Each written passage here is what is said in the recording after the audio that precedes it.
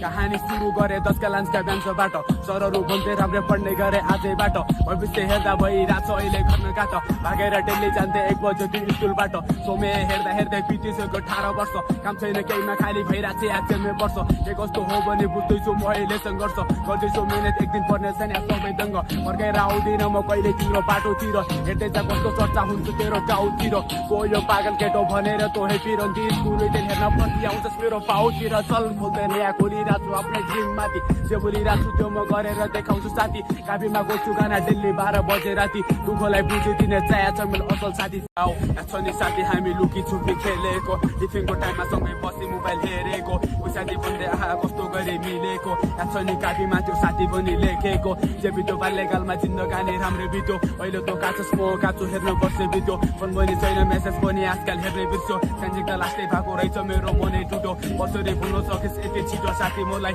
छ नि एउटै बेचमा नास्ता भएको मैले तँलाई मैले त भुल्या छुइनँ होला पनि सोचिरहेथे अहिले त गयो म चिन्दिनँ भन्छ तँलाई ठिक छ साथी तेरो सफल भएको देख्न पाऊ माया त मनमै छ यो साथी पनि बोल्न पाऊ जीवनमा धेरै बुझ्यो अझ केही बुझ्न पाऊ यो मेरो साथी पनि एक दिन मैले भन्न पाऊ केटीलाई छोड्दै आफ्नो करियरमा ढङ्गर पहिले 2 दिनको झुटो माया लाउनु छैन अब हामीले के सोच्छ भन्ने स्टार्ट गरिया त बाटे अहिले 1-2 दिन पुरा गर्छन् बुझ्न खोज्छन् औकात छैन के छैन औकात हम गुलामी गरे खान्छु जहिले त्यो जस्तो केटी चाया छैन जाति अब हामीले चोगो माया गर्किन बाना गर्छ सर्दिन जहिले तिम्रो चक्करमा कति रोइसके बामालाई मैले कहिलेका यस्तै हुन्छ भाग्यले हामीलाई ठगिदिन्छ त्यो देख्दाखेरि छाडी जानु पर्ने के नै थियो त समय आउँथ्यो एक दिन त्यही दिशामै फिर्ने थियो त सायद त्यो धनी मुस्के भिखारीलाई हेर्ने थियो त ठिकको जिन्दगीले अर्को बाटो मोडिदियो भगवानले पनि मलाई राम्रो बाटो देखाइदियो झुटाकी पलहरू मनभित्रबाटै हटाइदियो जे भने त्यही म भगवानले यहाँ सबै दिलाइदियो औ जिम्ना पहिलोपल्ट गायो तिमी फुल्की रानी क्या राम्रो बोली चाली स्वर्ग कि अप्सरा खानी